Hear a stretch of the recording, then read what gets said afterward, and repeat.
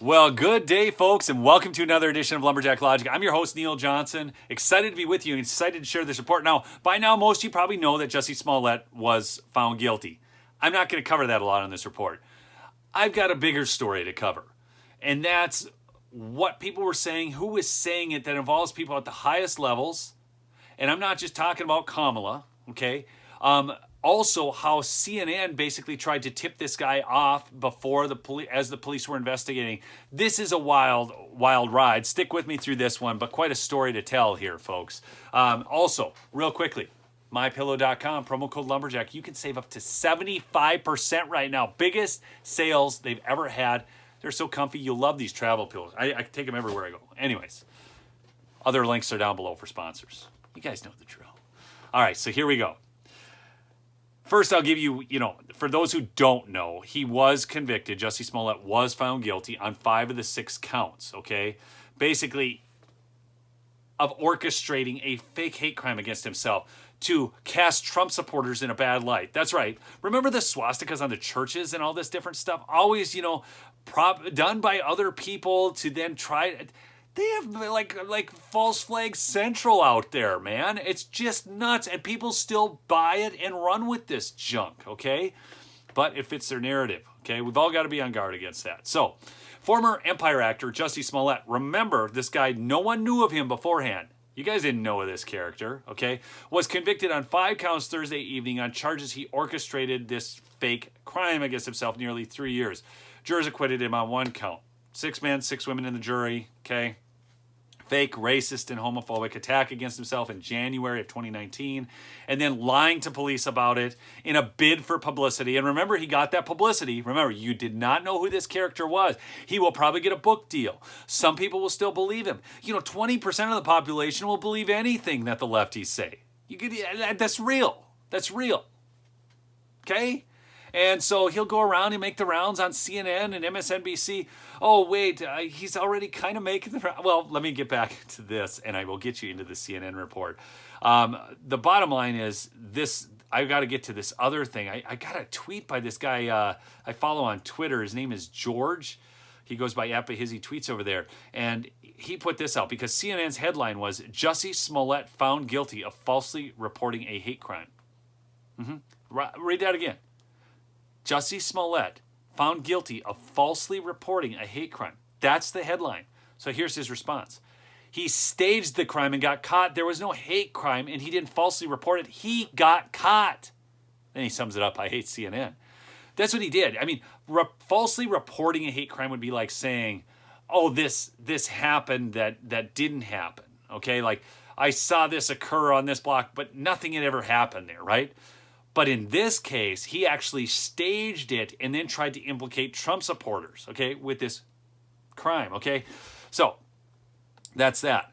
Now, something really important to know, too, is the head of the DOJ Civil Rights Office tweeted this about Jussie. This was back on February 1st of 2019, okay? So again, highest echelons of our Federal Bureau of Injustice, Department of Injustice, okay? So this is the civil rights head, okay? So she fell for this hoax, but not only that, she attacked the police for investigating it, just for investigating. So Kristen Clark, she says, to be clear, this is a bad, all capitalized, move by the Chicago Police Department. This is not how you treat survivors of a hate crime. Okay, first off, and why is that even there? I mean, obviously, if you're committing a crime against somebody, there's typically some malice involved. Any form of right? I mean, if you're beating somebody up or whatever. I mean, unless it's just theft, you just want their money. I don't know how that makes it better. Stop demonizing survivors and casting doubt on their claims if you want the communities to trust you that you will take hate crime seriously. That's what she tweeted about the Chicago Police Department for simply investigating. Okay? Now, we have, at this point, Rittenhouse acted in self-defense. Jussie Smollett fabricated a story about his assault, all by juries of their peers. Okay? The Dems are on the wrong side all the time, and they were on the wrong side, obviously, as I reported before, with Waukesha, too. Okay, now there's some other tweets. I'm going to run through these real super quick just to give you an idea of what people were saying. You have to remember this. We have got to destroy all semblance of credibility that these people have, because some people still take them seriously, and 20% always will. That's real.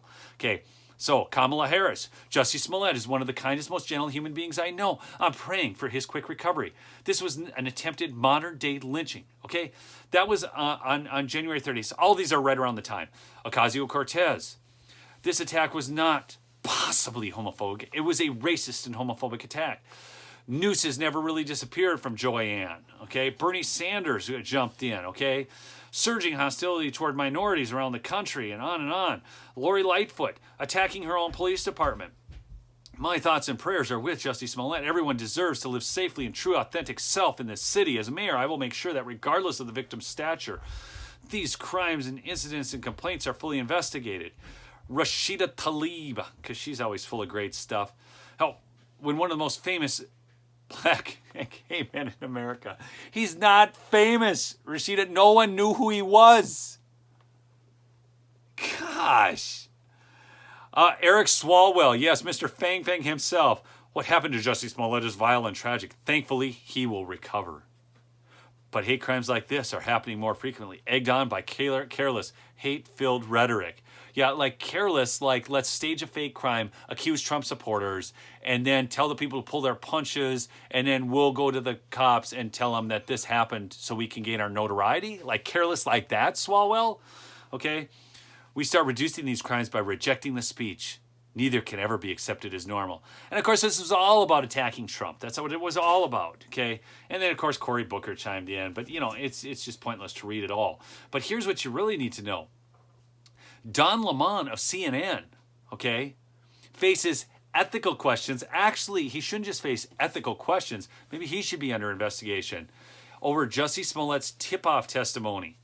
CNN anchor Don Lemon, this out of Newsweek, is facing ethical questions after it was claimed in court that he had warned Jussie Smollett about the police investigation into his alleged attack. Now, you know what's interesting about that? CNN was on the wrong side with Don Lemon. They were on the wrong side with Chris Cuomo. They were on the wrong side of that headline, as we just saw. They were on the wrong side of all the headlines I showed you out of Waukesha. They were on the wrong side with the Rittenhouse.